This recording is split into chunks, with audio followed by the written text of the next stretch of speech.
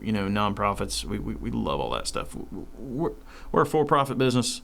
To be able to give back to nonprofits. That's one of my main goals in life, is just to be able to help the nonprofits, help the fundraising, help the school teams. You're listening to the Good for Business podcast, where we feature interviews, tips, and tricks from owners, operators, and innovators throughout Mississippi and around the world. And now, your host, Colin Krieger. Welcome to this week's episode of the podcast. I'm your host, Colin Krieger, and with me is my good, close personal friend, Andrew Benton from Benton's Maintenance and Mechanical, Superstar, air conditioning, plumbing, electric, probably septic, insulation, anything maintenance mechanical with your house or your business. We don't give us too much. We stick to what we're good at. Plumbing, electrical, HVAC. We will get into a little bit of that other stuff, but it's got to be complimentary or we're not going to do it. Oh, good. Well, let's start at the beginning. I want to talk about your origin story. I know you worked with your dad a lot when you were just a baby in diapers. Yeah. I grew up I'm the middle child of 5, and but I'm the oldest of my mom.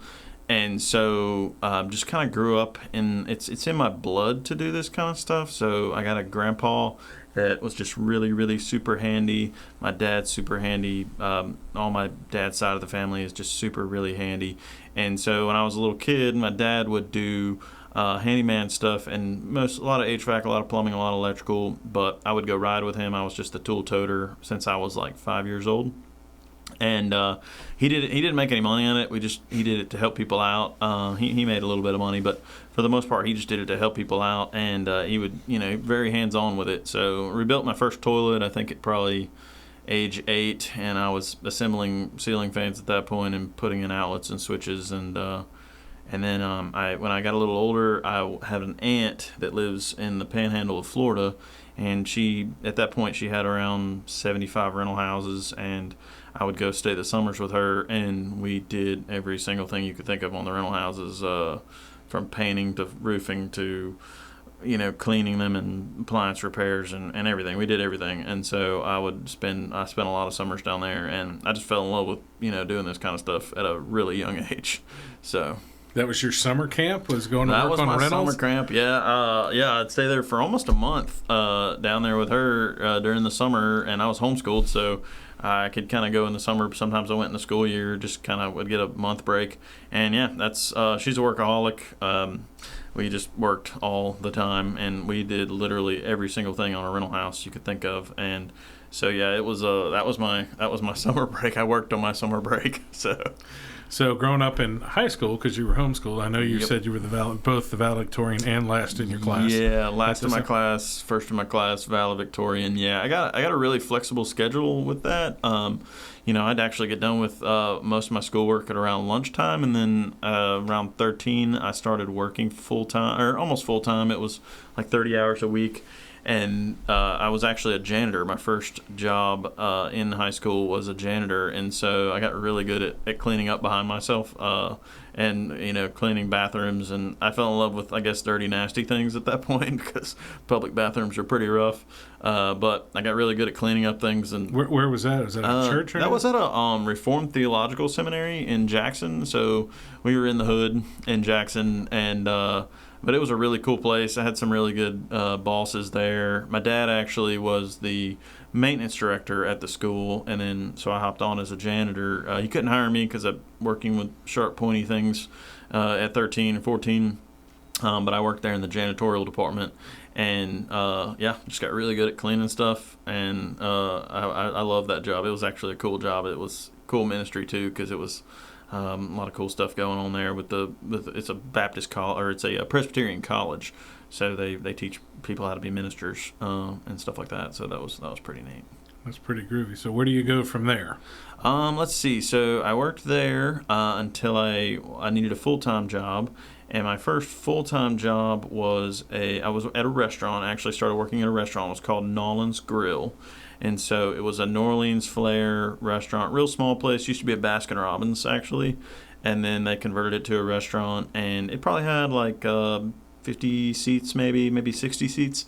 I started out there as on the dish side, washing dishes. And I actually got promoted one day because our sous chef that was there killed himself. And so it was a pretty wild day of events. And I was over there washing dishes. It was two of us. And they're like, hey, such and such is not coming in today. You're going to come cook. And after that, that was it. And I cooked there I was a sous chef there for 4 to 5 years. One of my favorite jobs. I love cooking. I fell in love with cooking, and I still love cooking. And I ran the steak side, and then I would run fry side sometimes. And I do some prep stuff, but really small local restaurant. My wife actually worked there. She was one of the main servers. We made a really good living there. The owner was super cool. My boss, that was the head chef, he was the manager. He ran everything. He was golden, just really golden guy, really cool. And then the owner was really neat too. We had a lot of regulars. It was a real small place, and it was besides Applebee's, it was the only sit-down restaurant in Clinton, Mississippi. And we just had a great experience there. I used that experience there to kind of build how I run Benton's with my team, because they were just really giving. They give the shirt off their back. They paid me really well.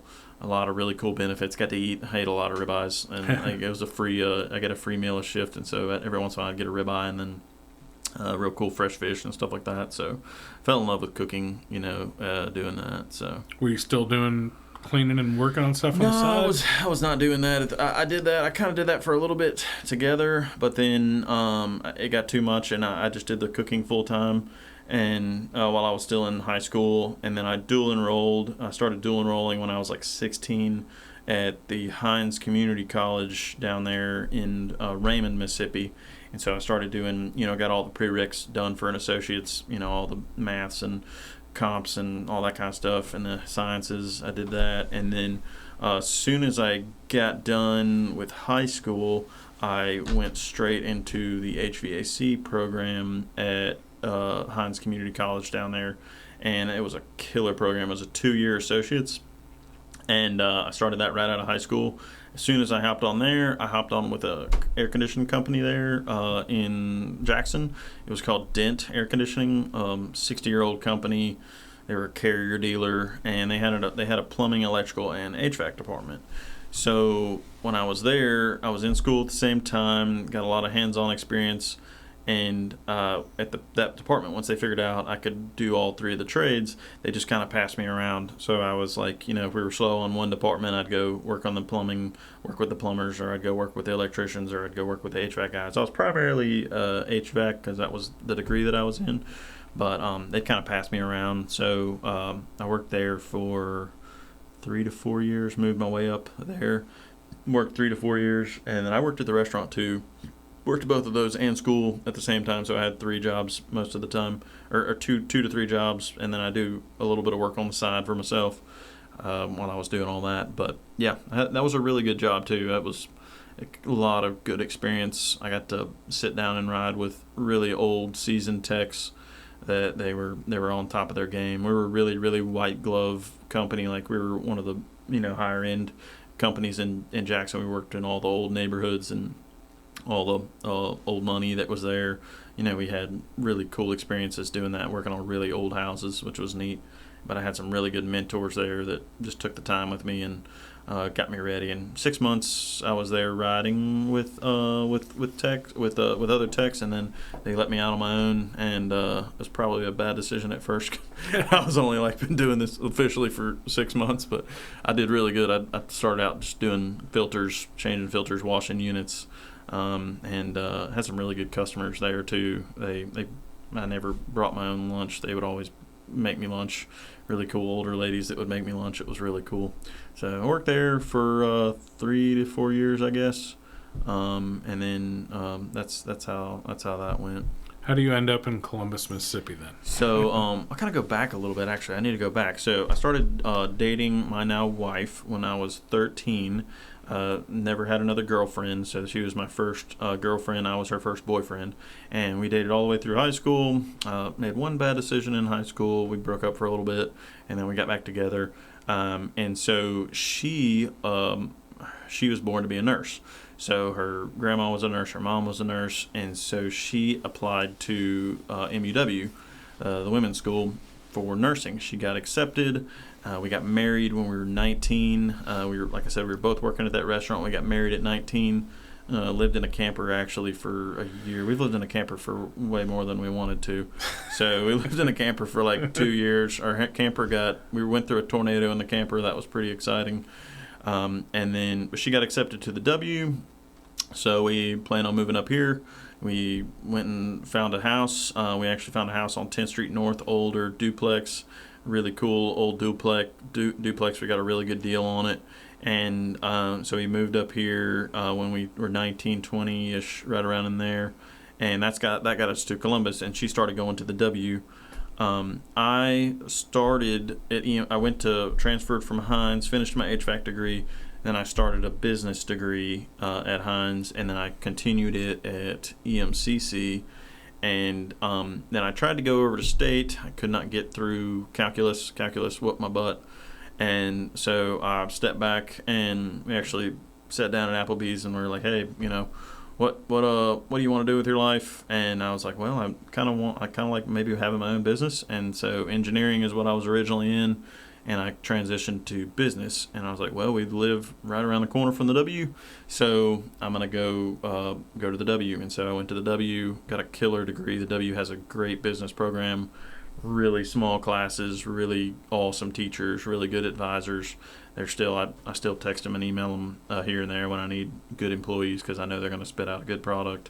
And so I got my business degree from the W. It took me a while. It took me like 5 years, because I was working 50 hours a week trying to do school, but I ended up getting my business degree there. So that's what got us to Columbus.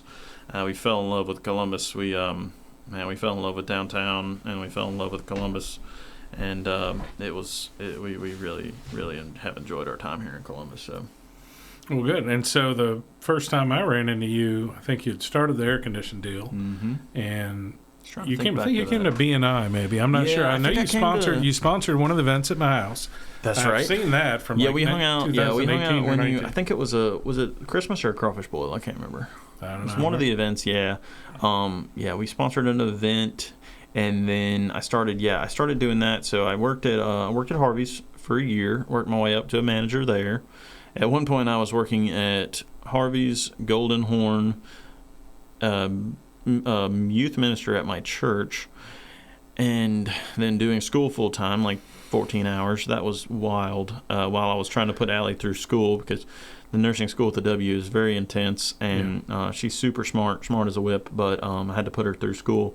So I was doing the 3 jobs at one point, and I was my church had actually asked me to be the youth minister, but at Harvey's you had to work Sundays every week, and so I wasn't able to go to church. Really missing that. And so at the same time, the Sunday my church asked me to be the youth minister. Monday, Mr. Mike Perkerson at Military Hardware put a business card on my door. I had been going down to the store buying stuff to remodel my house. It was an old house, so we were buying paint and caulk and all the stuff you need to remodel a house, nails and different things. And so he had recognized me from there, knew I was pretty handy, and put a business card in there. Had said, hey, come talk to me. I came down there and talked to him, and he was like, hey, I think you'd be a good fit to come work here. We need somebody part-time, and we're closed on Sundays. We're just half a day on Saturdays at that point. And I was like, yeah, that's great. I love it. And I'll never forget the first conversation, or maybe the first day or second day that I worked there. He was, I don't know if he saw my potential, but he was like, look, I want you to learn working at this store well enough to where you can run it one day. And, I was like 20 or 21. Didn't think anything of that. But I learned the store. That was great. So I left Harvey's. I worked Harvey's nights, actually. I bartended at Harvey's nights for a long time. Worked at the Golden Horn. For only job I've ever been fired from, actually. I got fired there. So only job I've ever been fired from. Got fired there. And then, and so I worked Harvey's, church, Military Hardware, and school for a little bit. And then Military Hardware kind of took over, and I worked there a lot. Still did the church. I worked at the church, but started working at Military Hardware. Hands down, the best job I've ever had. The restaurant was probably a close second, but man, working at the store was just the best job I've ever had. It was a dream job for somebody that likes fixing things and being handy.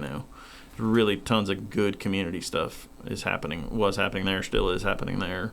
You're kind of downtown. You get to help people a lot. You get to just help the community, give stuff, help people figure out their problems, and that was a killer job. I loved working. The Perkersons were golden. Brad, Mike, Carol, Angie, they were all just golden folks. They're just real good people. Yeah. So I loved working there. And that was my favorite job. That's my favorite job. I like doing what I do now, but man, I'll tell you that was a pretty cool job. But I love doing what I do now too. But working at the hardware store. So timeline wise, how does it translate into you and one blue truck or two blue trucks, and simultaneously you somehow dragging your parents and your sister up here? So. Yeah, let's get to that. That's pretty complicated. So one blue truck. So I was working at the hardware store. Still needed to pay bills. They paid me pretty good, but I found out that people would try to fix their own stuff and either get over their head or screw it up, or they just didn't want to do it. And so I'm a workaholic, so I would work. I had business cards, and I'd leave them there. Mike was cool because he knew I did good work and showed up on time, answered the phone, all that kind of stuff. So people would come through the store, and they would say, "Hey, I'm going to fix this." And I was like, "Okay, if you get stuck, give me a holler. Here's my card." They would get stuck. I'd come give them a holler, and then I'd go fix the stuff. And so I worked there like 3 days a week, did school. I'd have half days of school to go work, and then I'd work a half day on Sunday, full day on Saturday, and just did side jobs. My first work truck was a Nissan Xterra that had a ladder rack on it, and it was so funny. It was a one-seater. By the time I put all the tools in it, it was just enough room for me. Allie, my wife, could not fit, and once we had a kid, they could not fit either. But you'd open the door, and hopefully the tool that you needed would fall out because there were so many tools in there. It would just fall out on the ground, and then be like, "Oh yeah, I do need that impact wrench, or I do need that 11-in-1 that went out on the ground, or whatever, the pliers." Everything would just fall out because it was so much stuff. So that was my first work truck. Worked out of that for a few years. It was really cool because I found an auction blue Air Force van that had some minor hail damage. Couldn't really tell it. Got a really sweet deal on it. Bought it from the government from an auction. I bought that. A week later, the transmission goes out in the Nissan Xterra. Really worked out. God was in control of that. And then I bought some old I bought an old AT&T van, shelving, old AT&T ladder rack, repainted it, kind of upfit it on the cheap, like really cheap. And then I loaded it up with tools, and I started just hammering down, going to work. So worked at the hardware store I worked at the hardware store for a long time while I was building Bentons. And then, I just keep picking up customers that way. And then I made my first hire. His name was Logan. He was my first hire. Hired him in 2000. I think he started in like 2016, I believe. He started, and he actually worked out of that truck while I still worked at the hardware store. So he would be working almost full time for me while I was still just working at the hardware store. And they gave me a good deal on materials, and I was able to get more customers. So I grinded that way for about a year. And then I started working part time with the hardware store, and then working as they needed me. And transitioned out that way, and then started working full time. We hired a couple more people, and we just started, hammering down on that. And so that's kind of how that got there. About I think I can't remember the year. It was around 2019, I guess. Mr. Mike Perkerson was still working at the store. No, I had quit working at the store. I was gone from the store. Mike pulled me to the back, and he's like, "Hey, look. Remember the conversation we had when you first started, however many years ago, 4 or 5 years ago, about running the store?" And I was like, "Well, yeah. He's like, "Well, do you want to run a hardware store?" And I was like, "Well, I got this other business, it's rolling, it's rocking and rolling. But I got a guy, I know somebody." My dad had actually, they bought a house, and he was still living in the camper, in a camper over in Grenada, working at ADP, which is a division of Linux. And he's super handy, like I said. And I was like, "Hey, Dad," I pitched it to him. I was like, "Hey, Dad, you want to run a hardware store?" And he's like, "Sure, we'll that'd be cool." Took my mom a little more convincing. She's the books lady, the accountant lady. So everything worked out with that. God worked all that kind of stuff out. We bought the store in 2020, and it was crazy. It was a wild year, 2020. So bought the store. We closed on it like January 1. A few weeks later, Dad had emergency quad bypass. So he was out right off the bat, and we were sitting there trying to run the store. And then, of course, 3 or 4 months later, COVID hits. And COVID was rough on the store, really rough. It was good for Benton's, not good for Military Hardware. Had a lot of supply chain issues. And we weathered that. We picked up a bunch of different suppliers, so we were able to make it happen. It was a rough. We lost some older help but they didn't die, but they didn't want to die. So we lost some good older folks, but we gained some new good ones back. We got some good ones rocking and rolling right now. But that's pretty much how we kind of fell into Military Hardware, and that's pretty much it. So. Yeah, and your sister followed up here. Yeah, we got a bunch of entrepreneurs. We got entrepreneurs. Almost every member of our family is an entrepreneur. So my sister, she just opened up a gym called The Gym. They stayed up multiple nights thinking of that name. Yeah, I'm sure it's like, well, let's just call it The Gym. Let's keep it simple. It's doing great though. She's kicking butt, man. Like she is literally kicking butt. Like. Really doing good. She's her and her husband Wade, they're a dynamite couple. She's a workout nut. She always has been. And so the gym, I actually work out there, so it's awesome. I've lost 20 pounds since she opened, which is really cool. Thanks, sis. And I got a little brother. I actually have a little brother that has a company that does maintenance work down in the panhandle of Florida near my aunt. And he's rocking and rolling down there. So all three of my immediate siblings are entrepreneurs, and then my older siblings, one of them's in the Coast Guard, the other one lives in Brandon, and she's an awesome mom. She is a killer mom, and her husband's a real entrepreneur. So they're in the family too for that. So the stress-free entrepreneurial life. Man, yeah. I always tell people, I joke with people all the time. I was like, there's plenty of job openings for being an entrepreneur. The possibilities are endless, and there's a reason for it. And, you always hear like there's humps. And so like we made it over the 5-year hump. We're about to kick the 10-year humps rear end. And, those humps are serious. It's not an easy road. It's not stress free. But it's a thing. So you've gone through some stages of growth. When it was just you and Logan is when we started hanging out. We I think we'd met before, but you were in B&I, Business Networking International. We've both been in there 8 or 10 years. Yeah, B&I is crucial, is crucial. I'm still in the B&I. I've been in it for 9 years now. B&I is crucial. When you're starting, even now, like I get get referrals, give referrals. I got a power team in there where we kick butt and take names, but there's lots of weird stages. So there's a 2-man truck stage. That's just work. Don't have a lot of time to focus on the business. You're just in it. You're all up in it. And by the way, there's a lot of AC companies in the Golden Triangle. They're just It was one guy. He hired a second guy. They've got 2 trucks. That's about it. Yeah. That's not a bad space to be. I miss it a little bit sometimes, but it's not a bad space to be. I like where I'm at now because I can spend a lot more time with my family. That time you're all up in the business doing it, and then you're at like this awkward stage where you kind of need to work on the business some, and then you still want to work. Like I love the work, and so that was where we were at. Like I guess 5 or 6 trucks at that point. We had grown pretty good bit. Then you need an office. We worked out of the hardware store, kind of hung out with Dad at the store. He gave us the attic basically, and we were up there. That's a kind of an awkward stage. And then we rented our first place. We rented an older house down the road from the store. And then we had a couple shipping containers we were working out of. Then we're at the 7-8 truck stage. And then now we're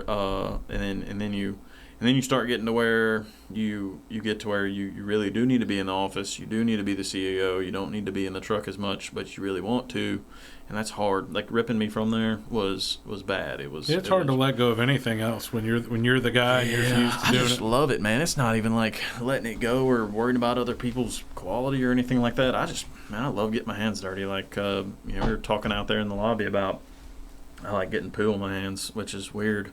Don't do that while you're wiping. Yeah, I haven't got poo on my hands today, so I guess that's good. But I miss that. I miss the work. Like, every once in a while, it's funny. The office, staff will be like, I'll be in my office pecking away on the computer or whatever and figuring out a price book or an SOP or coaching guys or whatever. And then I'll just yell out, be like, hey, look, y'all got to find something that's broke. I got to go fix it. I got to get out of here. And then I'll go get my fixing fix, and go get my khakis dirty. And, but now, the last 2 or 3 years, I really started hammering down. My first step was getting a business coach. Had a business coach for 2 years. Had a couple different coaches for 2 years. And the business, once you get a business coach, it's been there, done that kind of thing. And I got a few other mentors that have been there, done that. They're at a whole nother level. Once you get one of those and you really start to be intentional about your how you run your business, I hopped on and we do a program called EOS. So it's the Entrepreneurial Operating System, and it's based off a book. It's called Traction, and it's basically like taking you from one man, 2 man show to wherever you want to go. And so where I want to go is about a 20 truck operation, maybe 25 at the most, and then that'll be around 40 employees. And but it'll take us there. You set goals, you have systems, you have a way everything runs. Everybody's on board. We're on the same track, the same mind. You build your core values out. You build your key differentiators out. What's different about you than the competition, and you start building out departments. You get department heads that are good, that fit your core values, and you start running it that way. And then you get to be where it's cool, because you get to be where you're like a little small part of Benton's. You're leading it, you're running it, but it can run without you. Next week I'm going to go to an HVAC conference for our main supplier. They're treating us to a conference, learning about all the new stuff that's in HVAC for American Standard, and Benton's is going to run like a top while I'm going. When I come back, it's still going to be here. It's still going to be intact, and my team will just take over. They'll do their thing. They know their roles. They know what they're doing. And that really made me take off. When I started realizing, hey, I can't do everything. I can't be the chief everything officer, as I used to tell myself. So now I can be an actual CEO. And so that's pretty much. Well, I've enjoyed watching it since you bought the little building off of Yorkville, which ended up being pretty big, and you're involved in storage too, and your new location, which is going to have a whole bunch of storage. Stupid amount of storage. But the thing that yeah. stands out for me, because I'm a big personal growth guy, is I remember you telling me 3 years ago, they're like, I went and visited this guy, I think it was in Birmingham, and you were just lit up and energized, and you're like, this guy shared this with me, and blah, blah, blah, blah, blah. And it was the first time I talked to you that you weren't like, I got to go fix this unit later. No, or I got to do something. You know what I mean? You were just a spark kicked off on you. Yeah. My mentor in Birmingham, he's got a pretty good sized company. They actually have like 60 trucks. I think they're way bigger than I want to get. But he's got it figured out. He's a systems ninja. I look up to him for systems stuff. I text him and email him all the time. Be like, hey, what about this? I'm trying to build this out, and he'll give me free information. He's a giver. He just gives it all out to you. But when you get a business coach that's already knows how to build systems, and they just help you build them, and then once you build them, you train them, get them running right, and then you can let them go. They'll do their thing. You got to kind of monitor them a little bit, but once you build out some systems, you build out, this is how we do stuff, this is how we answer the phone, this is how a phone call goes, this is how a technician pulls up to a house, this is where you park. All the way down to the very little details. This is what you tell a customer. This is what you don't tell a customer. This is how you present an estimate. This is how you collect a deposit, or this is how you collect a check, or this is how you ask a customer for a review. We're the king of Google around here, so this is how you ask for a review. This is how you discipline an employee. Bad stuff. This is how you let an employee go that doesn't fit. All the nitty gritty stuff that, is really scary and daunting, it just becomes routine and easy, and this is just how we do it, so that's just coaching. Each of those items too it's sort of like my friend Josh here, when I pulled up to the studios, just finished in his taxes. Oh yeah. And sometimes that's usually the accountant. We're a little late. I've been ready, but I had to wait for my tax attorney accountant. We're a little late. Ours is going in today. Just got the email. That's good enough. That all counts. But there's things like getting organized. Not people try to bite off more than they can chew. Like, oh, Right. I've got to get physically fit. I've got to eat perfect. I got to work out. Right. I got to meditate. I got to get an ice bath. I got to do a sauna. Man, yeah. And then they're like, and I got to do my AI stuff. And I got to get my website. Jeez. But if they just went, today, I'm going to make, for me, my Zillow profile up to date. Or today, I'm going to, get ChatGPT to write a new handbook for me for my employees. That's what is the stuff that's killing growth, is that they don't take the time to do those things. And the more of those things you do, you don't realize then the more time you have to work on your business, because you're going to make a lot more money working on yourself and making yourself better. And then that allows you to get your business better.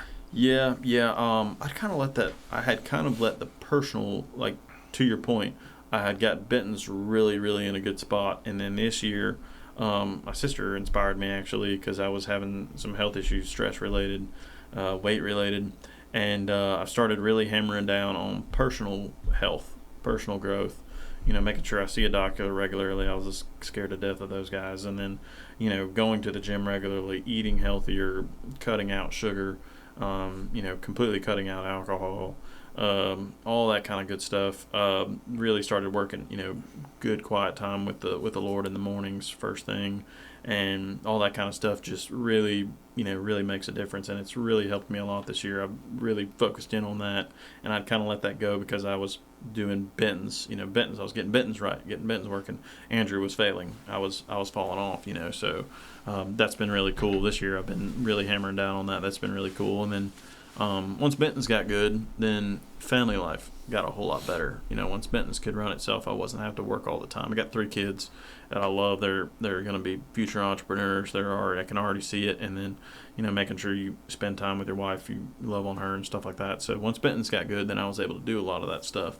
And then with the personal growth, coupled with the personal growth, you just moving in the right direction, Yeah, it's been, for me, like, I've had stages in my life too, where, like, when I started in real estate 12 years ago, work, and then it turned into I needed some systems to get that under control. Then I was always doing personal growth stuff, but I wasn't working on stress management. And then I got a coach a couple of years ago, and I was waking up in the middle of the night, and it happened last night. Like, last night we went to New Orleans last week, so we brought some baked goods back with us. So last night I had a couple cupcakes or whatever at like 10 at night, and sure enough, I woke up at 3 in the morning, and my head's hot because your blood sugar gets kicked off. And 2 years ago, I would have automatically gone into it, and I tried to. Oh, we're not done with this flip project. This guy's inspection came back. I'm not going to get this done. My bank account's done. Imposter syndrome, and the whole night would be ruined. Whereas last night, like, I went outside, took a deep breath, meditated for a little while, and hey, this is the sugar in your body. This isn't the stress. Men generally attribute, if you feel bad, it's stress, it must be work. Right. Whereas in reality, most of the time it was food or alcohol. And I was going, and that breakthrough alone has been worth whatever I've paid for coaching, because now I'm like, oh, I just ate bad because I'm an idiot. And so I'm like, I'm waking up in the middle of the night going, okay, I'm not worried about that, concerned about, I've got systems for the flip house and for the rentals, and we'll get through it, and I have this and I have this. And that's that stress free you're talking about with the entrepreneur, making me think of that. Like, man, I talk about air conditioners in my sleep. Allie's like, you're talking about fixing this unit, in your sleep. And so it just keeps you up at night, like, I guess it's probably eating, you're right, and then it kicks back in, you're like up, and hey, luckily I haven't fixed anything in my sleep. That would be a whole nother level, Rebuilding the toilet in my sleep, that would be a whole nother At your own house. Now, I know you've referenced the camper thing. Y'all stayed in a camper at your own house for a little while, Dude, right? That was rough, man. We got our dream house down in the prairie, and it was not so dreamy at first. And that was a rough year for our marriage, for work, for all that. We did a remodel, took a house from 1,800 square feet, ripped the front of it off, added a garage, added a master suite, redid the whole inside, all that kind of stuff. Of course, we did the plumbing, electrical, HVAC. We had killer contractors for that. But yeah, we lived in a camper in our driveway. 100% don't recommend it. It wouldn't bother me if that thing caught on fire and burned up, and that would just be nice. Don't tell my insurance guy, but that was a rough year. Don't recommend that. 10 out of 10 do not recommend that. But this is our last house we're going to remodel while we're there, so that's nice.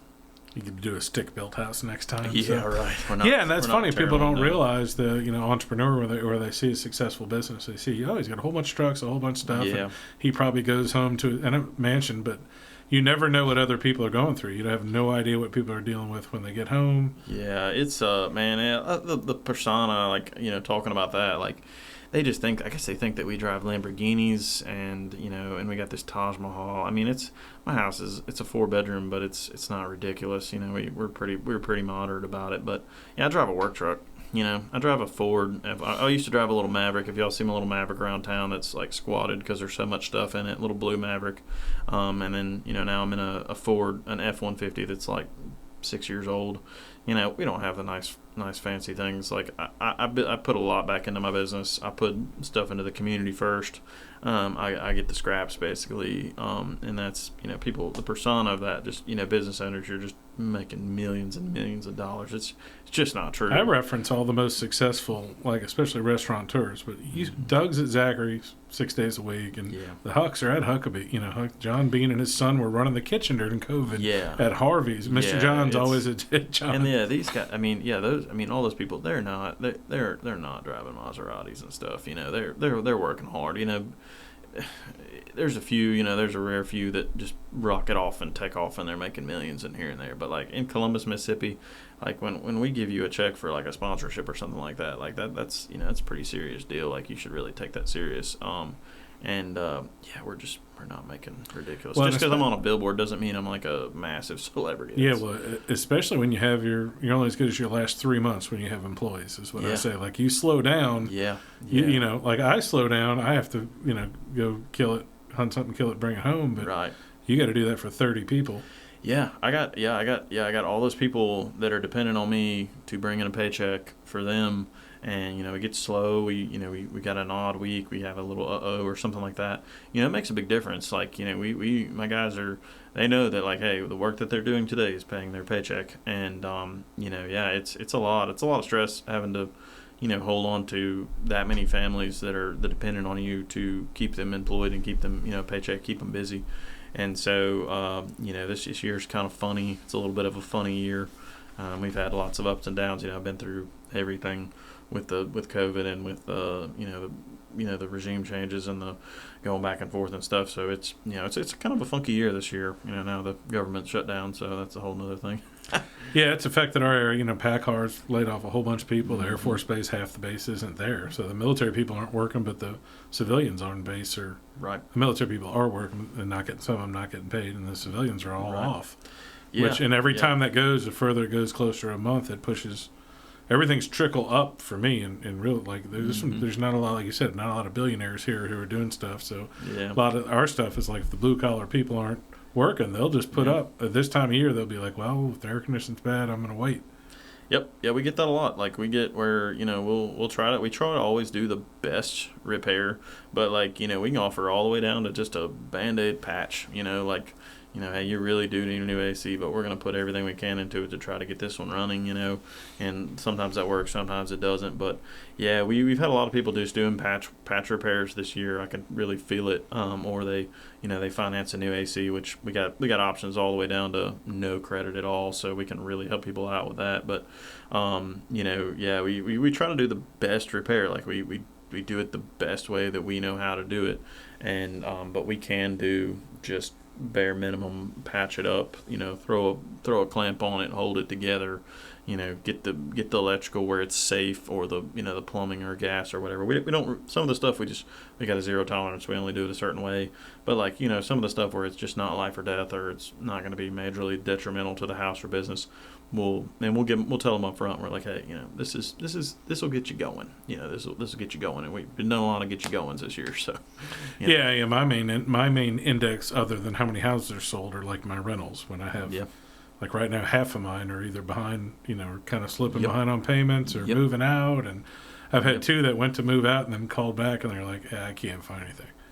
Yeah, we have, you and me, we talk about rentals. We have a few rentals around as well. That's kind of my side gig, my retirement plan. And we see that with our rentals. They'll get behind. We'll help them out as much as we can. But I mean, ultimately, we got a mortgage or we got insurance or taxes on them. And so I see that a lot with our rentals. Too. Well, they're not renting as quick. The storage side of it, it's always pretty booming. Pretty booming. It's good when it's bad, and it's good when it's good. People got too much junk when it's good, and then they got to downsize their house, and then they got to figure out what to do with their junk when it's bad. So ours, they're pretty recession proof. They stay pretty packed, but that new one, we ought to fill it up pretty quickly with the new one that we got. So. Yeah, it's part of the deal. Talk about your billboards and your marketing a little. I know y'all had TikTok stuff, and you and I talked about slogans before you did it. You've got the most simple one ever. It's so simple. I have Colin, I Sell Houses. Yeah, I love yours. I liked your favorite one that you've had was the one where you robbed the bankruptcy one. Yeah, 329 sold, and 329 bill, and he had too many bills, and I put 329 sold, too many houses. That's my favorite one of yours, by the way. But yeah, that comes from the EOS. That's the first thing you do when you sit down and you want to figure out your business is you figure out what you're different than everybody else, how you're different. Mine are like super simple. They're really easy to remember. We answer the phone, we show up on time, and we do a quality job. It's really like it's you think it's I don't know why it's so hard for people to get, but it really works, and that's just simple branding. Like we're not going to make the branding complicated. Not gonna. I mean, we could get a jingle. I'd love to get a jingle, but now we're rolling with our TikTok pretty heavy. People used to love our TikToks because they were funny. We're just goofing off. We're having a good time. We got a really cool team that just has fun and gets to goof off. And I just hired a branding manager. She's gonna start getting our TikTok going, so y'all get to see some funny content about turds and fall air and just having fun and stuff like that, and just doing funny dances and hanging out and doing some cool community stuff in there too, helping puppies and helping babies and all that kind of stuff. But yeah, that's pretty simple. Just answer the phone, show up on time, do a quality job. And anytime we build a system out, anytime we hire or fire somebody, anytime we have any kind of customer interaction or anything that has to do with what we do at Benton's, we relate everything back to that. Does it help us answer the phone better? Does it make it to where we can show up on time? Does our quality job matter? And does that work? So that's our it's simple branding. Not real complicated. Well, as we get near the end of this, tell everybody what you do. Well, what I do is we do plumbing. So we do drain clearing. We dabble in septics a little bit. We run new water lines. We do all the way down to just changing out a toilet flapper. We do a lot of gas work. So we're partnered with Atmos Gas. So we do a lot of gas logs. Right now we're doing lots of gas logs because everybody wants to cozy up by those for the winter. A lot of water heating, gas and electric and tankless water heating. On the electrical side, we do anything electrical you can think of. Tree falls on your power pole, rips it off the house. We'll come fix that. That's lickety-split stuff. New electrical panel, you got a fuse box from the 50s. We can change those over to update them. Do a lot of safety stuff with that. A lot of LED retrofitting for businesses. So we take old school light fixtures, convert them to LED. A lot of commercial digging for electrical services, bringing in new services. And then on the HVAC, we do everything on HVAC. We have a little Benton Blue Club. It's kind of corny, kind of nerdy, but you texted me this morning. Yeah, I texted you this morning. Yeah, Colin, you're on our Benton Blue Club. You're awesome with that. But we just come out twice a year, maintenance your unit. We like to do preventative stuff on the HVAC side. We got same-day service on all 3 departments, so you call us, we'll get there same day. But on the HVAC, with our key people that are key customers, is we want to maintain them when it's not an emergency. So we want to come out. We want to find the squeaky motor. We want to find the swollen capacitor, the drain line that's clogged up that's could damage your house, the unit that's a little bit low on refrigerant, Freon, all that kind of stuff. Keep it washed, make it run efficiently, and we that's our bread and butter for HVAC. And then we do full system installs. I think we got the best install in the area, in my opinion. We're leveling up that game right now. Actually, custom concrete pads. Everything's getting changed out. We got a cleaning service that's going to come behind us, clean up on the units behind us. Everybody's wearing shoe booties. We're actually rolling out a carpet. So we have custom mats that we're getting made where we're going to roll it out on the front door so we can kick our feet off, clean them up, and then slide the booties on. And really have my guys, we go through a shop vac a year. That's what I want them to do. I want them to tear up a shop vac in 1 year by just clean it up behind themselves. That's what a lot of our reviews get on our Google reviews. And so that's pretty much it on HVAC. We do commercial HVAC, residential HVAC, and with the HVAC comes a lot of different stuff. But that's pretty much what we do. We do a lot of attic insulation and a lot of duct cleaning, and those are kind of complementary to the HVAC. I know you said we do everything. I think you're the only duct cleaning place that's not a scam. Usually, if you look up duct cleaning, we do a real deal duct cleaning. It takes about a day, and we'll make sure the ducts will handle it, and then we do an aerosol cleaner to go through it after we get done. We got a really nice duct cleaning machine, really good team on that. And oftentimes once we get the ducts cleaned, we will put in systems to keep them cleaned. So we'll do ultraviolet lights, we'll do filtration, we'll seal the ducts to make sure there's not leakage to get back in them. That's a big deal. Cold and flu season is about to come. It's already here for some people, but with those ultraviolet lights, with the air filtration, with getting the ducts cleaned, that is crucial for cold and flu season. So now, as I've seen a few people complaining about electricity and bills online, I have a 3,200 square foot house. Yep. And then my bill from last month was $270. And and that's a big 125-year-old house. And I tell people this over and over again, and they don't listen to me. Can you touch on two things, which is, number one, the Atmos credits for gas appliances, which is awesome. And then, number two, the TVA Energy Right program. Man, look, dude. Okay, so TVA, it's where everybody buys their power from, whether you like it or not. Tennessee Valley Authority, they're up in Tennessee. They make all the power. They sell it to everybody, Starkville Utilities, Columbus Light and Water, Fort County, they're a big part of it, all the little places, everybody. So we're on this TVA program. We're a quality contractor in their network, and dude, they got thousands of dollars you can get back. So like on the attic insulation right now, you can get $500. On sealing your ductwork, you can get $300. On HVAC systems, you can get up to $1,000. On mini splits, you can get up to like $1,500. And then they got it for just our tune-ups, like all of our maintenance customers, they get $50. And then on top of that, we max out the rebates and the tax credits. So on top of that, you'll get for a new heat pump, either a mini split or a central unit, you can get $2,000 tax credit. And then for the attic insulation, if you do attic insulation or ductwork, you can get a $1,200 tax credit. So I've gotten people. I did it myself personally, actually, on my personal house. And my electricity bill, I got a pretty good sized house, and my electricity bill never breaks a couple $100, which is awesome. But I've gotten people almost $6,000 back, and when they do an upgrade to their house, they'll get their ducts tight, they'll get their attic insulation, they'll get their new unit, and I got them like $6,000 between tax credits and rebates. And then the Atmos is a whole other thing. That's gas. The tankless water heaters, you get $250. For a base model tankless, for the Cadillac tankless, you get $350, and then you can get $100 for your thermostat if you get a smart thermostat, which is almost free. Yeah, it's almost free. Yeah, it makes it free, which is cool. And then all kinds of gas rebates, and you can get tax credits on those too. But yeah, we max out that. We actually do that for our customers. Like I have an employee, that's their primary job, is just tax credits, rebates. We sign them up for everything, register their equipment, register them for the rebates, make sure they get the rebates, send them a little thank you card with all their rebate information and all their tax credits, so when they file their taxes, they get it.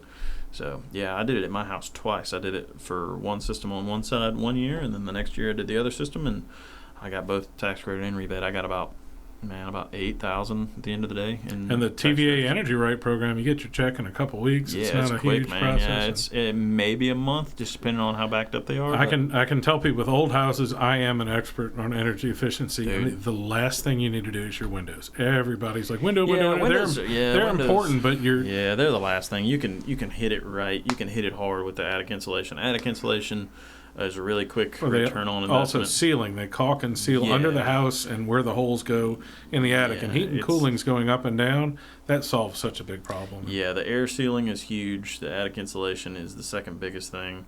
The unit hits pretty hard too. If you get the unit, get it installed right. The ducts, you can lose so much money through the ductwork. Like you get your ductwork sealed or replaced or whatever you got to do to it. Before I met Andrew, I had one of the coolest crawl spaces in Columbus. It was amazing. They got down there and they're like, this is nice. And then when you get out, you're burning up. Yeah. That makes a big difference, man. Like just keep the air where it needs to go. It's not rocket science. And then once I figured out I could get people all this money. I was like, I'm an energy nut. I love LED lights. I love, saving the environment by doing energy efficient stuff.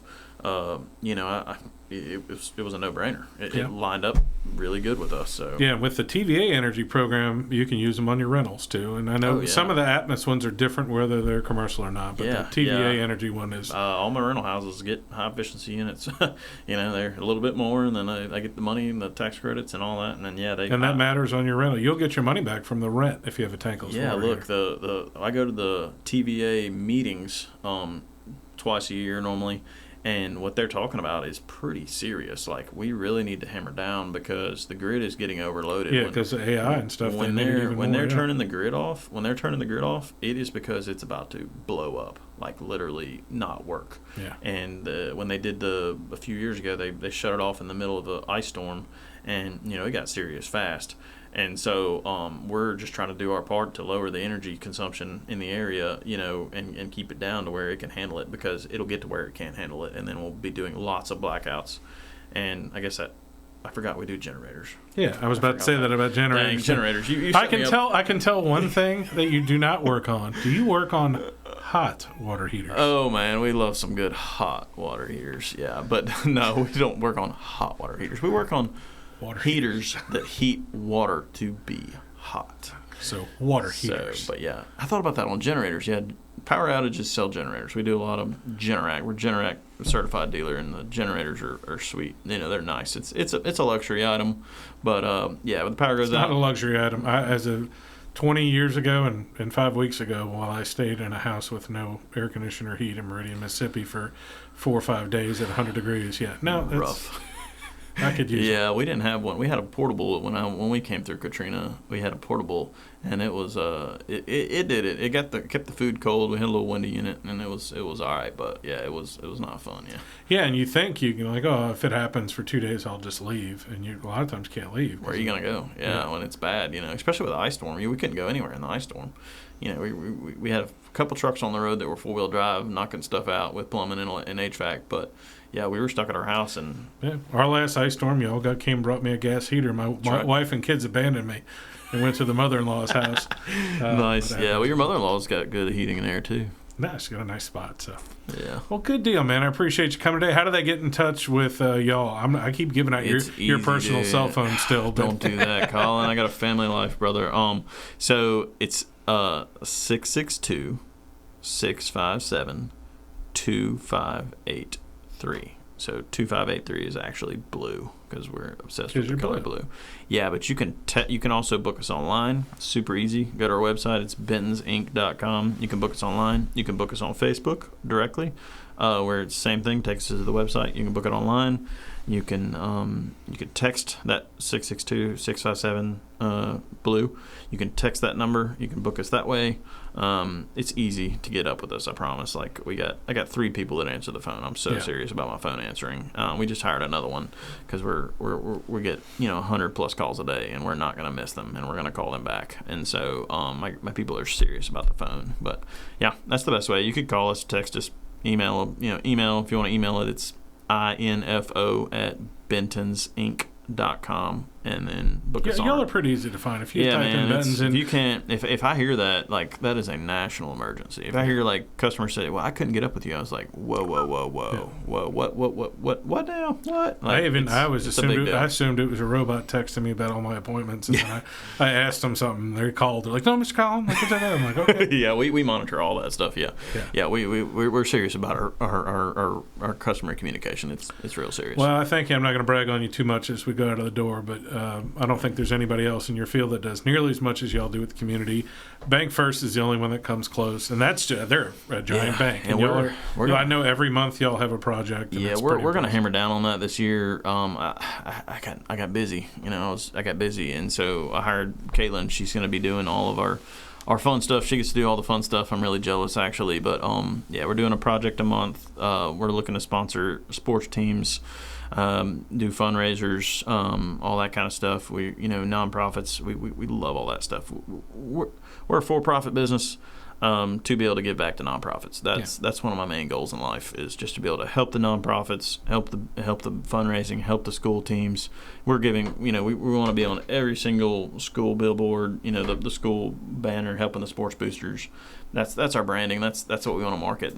We're not going and spending stupid amount of money with people that are not here in Columbus. We're spending it right here in Columbus on our marketing. So good deal. Thank you, Andrew Benton, for coming in. And man, thanks for having me. All right, we'll see you soon. All right. Hey guys, thanks for listening to the podcast. My name is Colin Krieger, and my day job is real estate.